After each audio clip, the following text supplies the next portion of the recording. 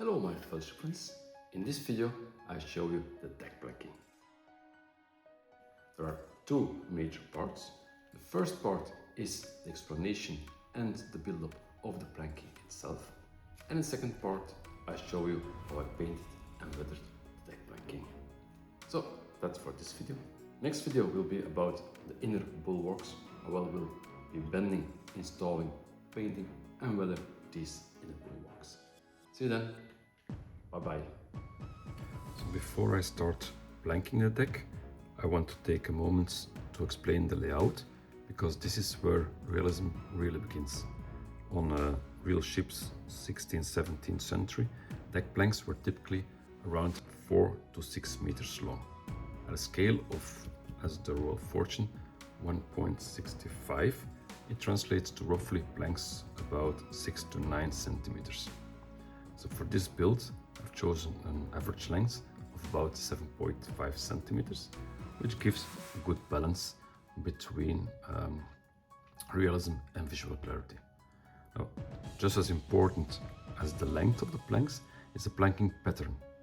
Historically, ships used a shift pattern, most commonly 1-on-4 or 1-on-5, which means that each row of planks is offset by a fraction of the plank length to avoid weak points lining up across the deck.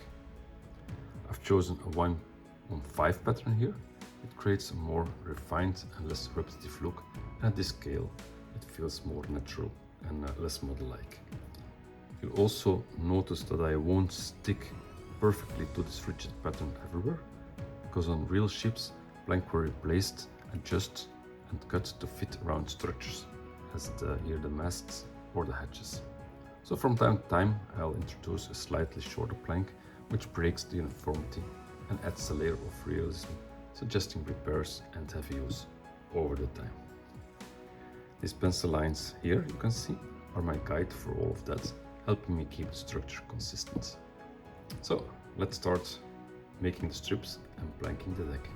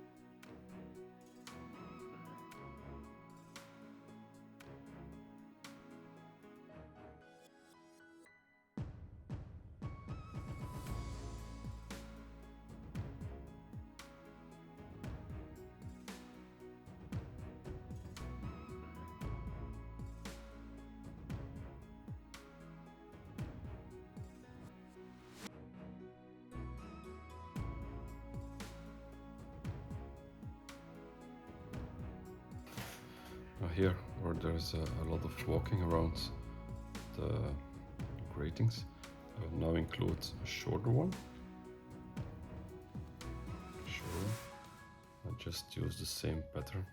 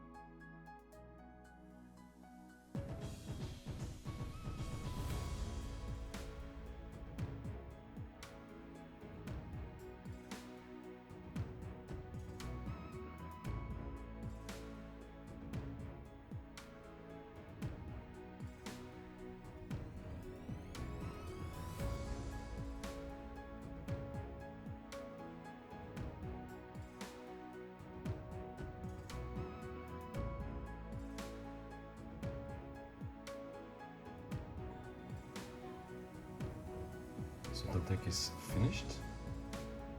I did not yet install the lower decks, as I'm going to treat all the lower decks the same as the upper deck.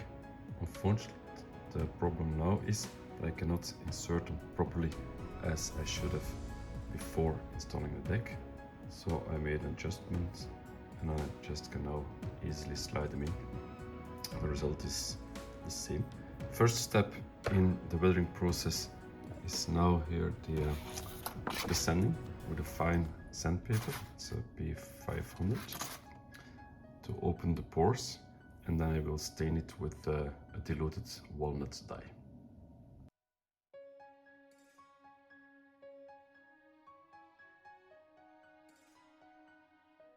But before adding the walnut dye, I will simulate the nails by making holes with this punch, not with a drill, not with toothpicks, because they're actually too big and out of scale. So I'm making these pinches with this hole to simulate the nails.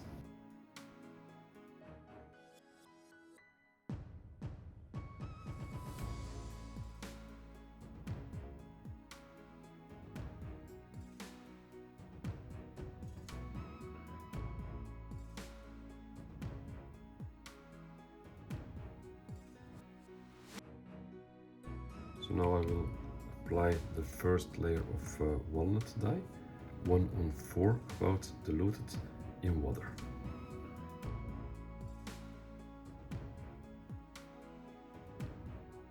So it's more diluted, I think it's about 1/10.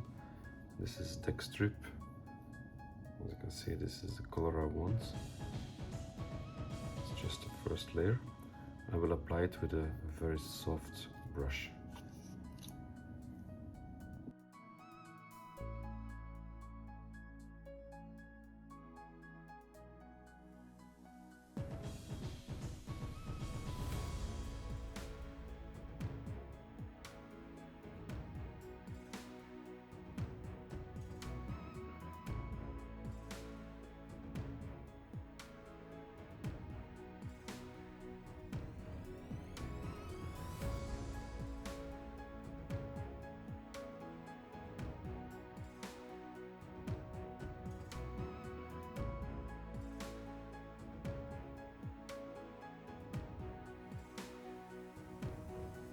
So this is after the first layer of diluted walnut dye. I will apply later on a second layer when this is dry. So now this is dry. I will have to sand it to open the pores again. And then I will be adding a second layer of the walnut dye here on the places where there's less movement of the crew. So the deck is less weathered, here around the edges, around the mast and around the gratings. So after 2 layers of walnut dye, next step are the washes. I will make a wash of the flat earth, about 1/4 with water, simulating the dirt and the sand. Will apply all over the deck. So this is not rocket science.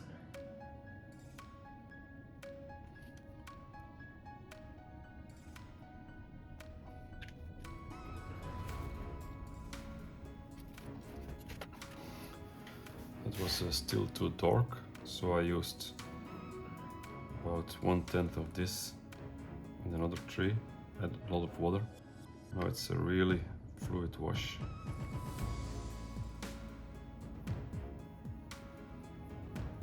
This is a wash.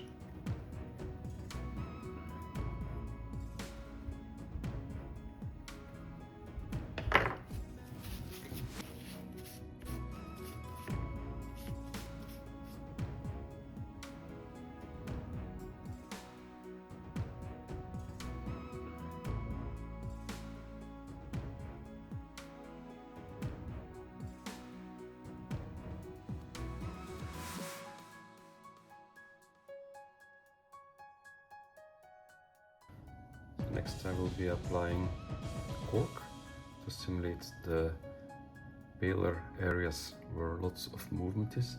I will dilute it as well about certainly 1 on 10 in water, and I always test on my small pieces first.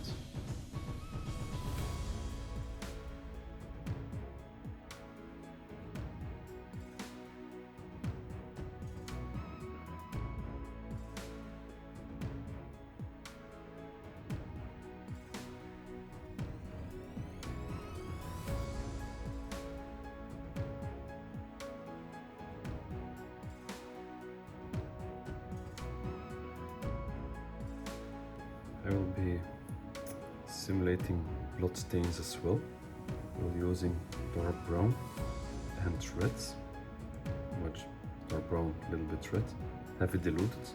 I will sprinkle a little over some areas on the deck, and then thereafter I will apply a coat of dark rust.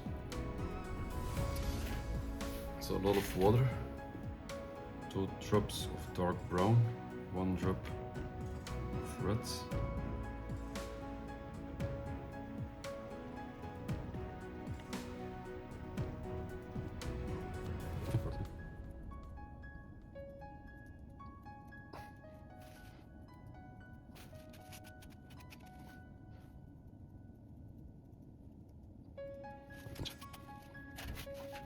Here seeing close-up the parts where the cork has been applied, and then now the blood stains, not too much, but all stains for all petals. Now some very minor portion of dark rust wash, heavily diluted, and immediately tapping away to integrate the blood stains in the deck.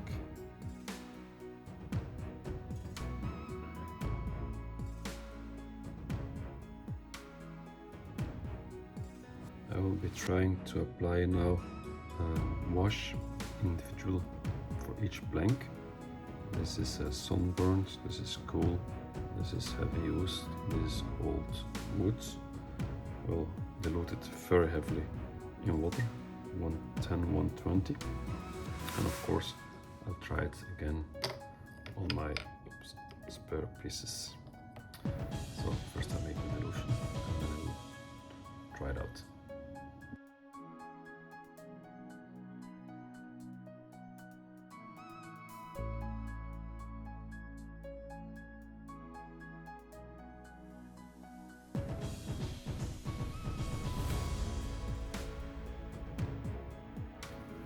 The blue-gray is where there's more cool, more moisture.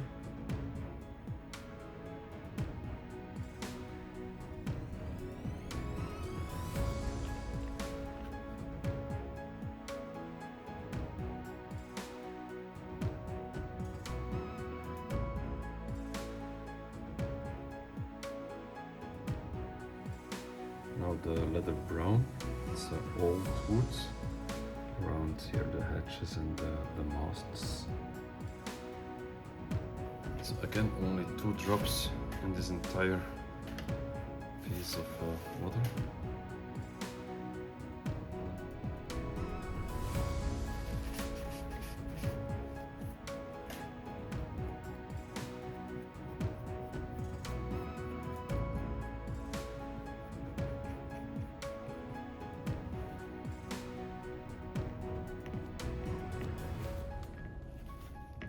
It's too dark.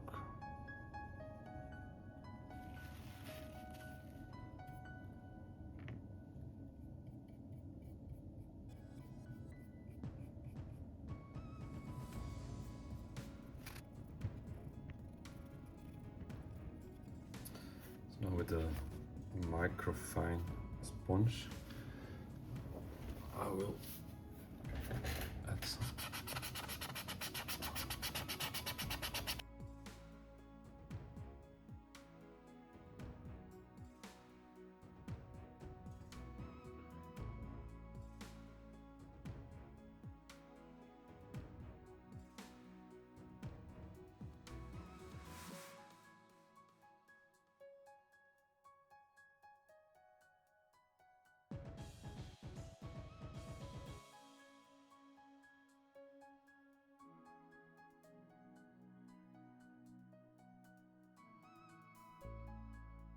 So I finished painting the deck.